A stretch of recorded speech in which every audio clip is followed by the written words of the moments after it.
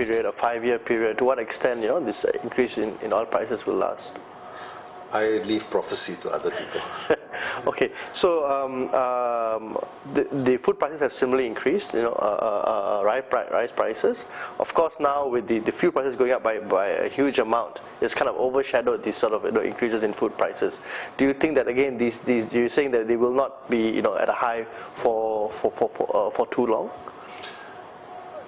With food, I think there are long-term factors as well as short-term factors, and I think one has to distinguish between the long-term factors and short-term factors.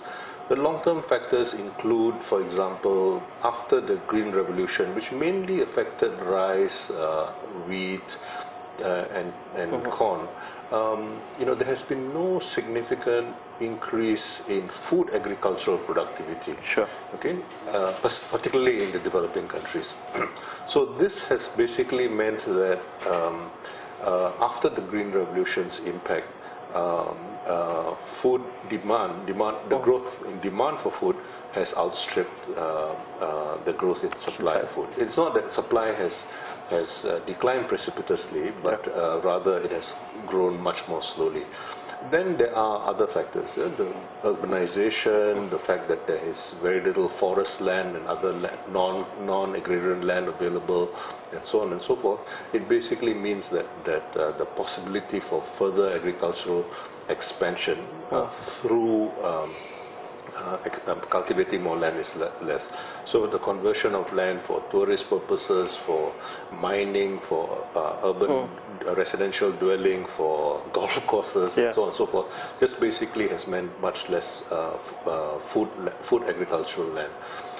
Yet another factor, of course, has been that there has been economic growth. Economic growth has meant rising incomes for many people, and rising incomes has often meant changes of diet, much more luxury food, so to speak, much more meat consumption, and of course, as you know, different kinds of meat require different types of other foods to produce that meat.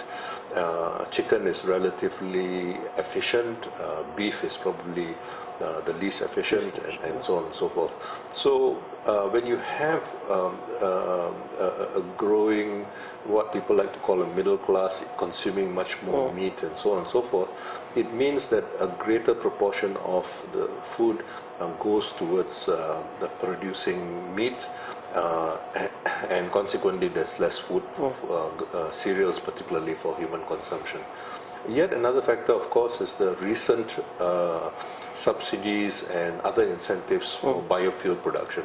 Now, corn, for example, in North America is not a very efficient biofuel stock, but nonetheless the incentives in the United States are very much for using corn as the basis for biofuel. In other parts of the world, for example, Brazil has been producing bioethanol from sugar. We do not find any significant increase in the price of sugar. So it's very difficult to say that there has been that this necessarily happens. Now, in the case of palm oil, which Malaysia produces and hopes to become a significant source of biodiesel, there seems to have been a significant increase in the price of palm oil. But whether this is due to biofuel production has to be examined carefully. I think the evidence seems to suggest that there isn't all that much biodiesel being produced from palm oil at this point, and so the rise in the price of palm oil is probably due to other factors, the increasing demand in China, for instance, and other factors. So it's a much more complex picture, and so I would not want to throw the baby of bad biofuel policies out with the bathwater. The bathwater of bad biofuel policies out with the option of using biofuels, which may be significant in the medium term, especially as an alternative to fossil fuel consumption. Yeah. So you're saying that there are some very significant factors of why the prices of food is rising, and that's very different than what's happening with the oil. There are actually two different types of increases in prices. Yes.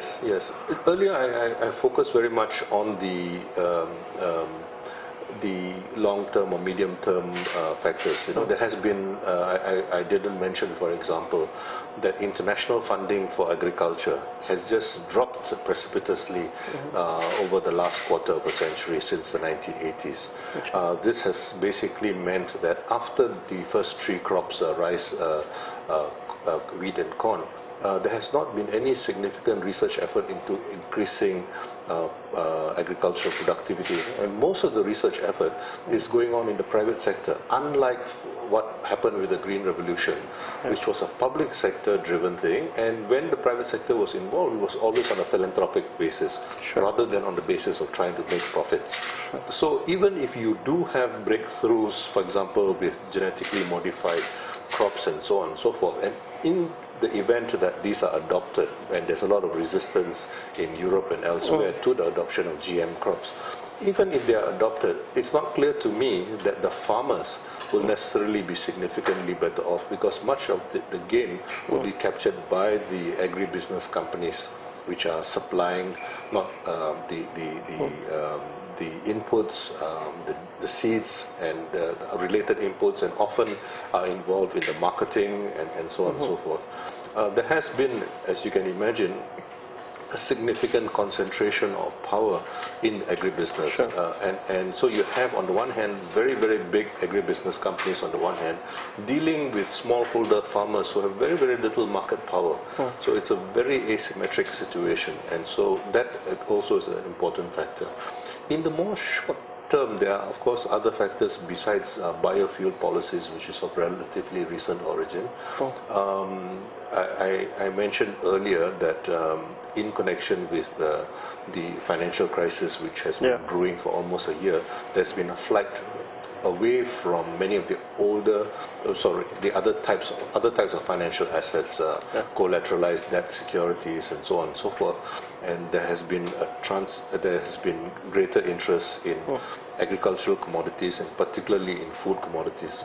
So you have very perverse developments in the markets. You have, for instance, very high prices, higher prices,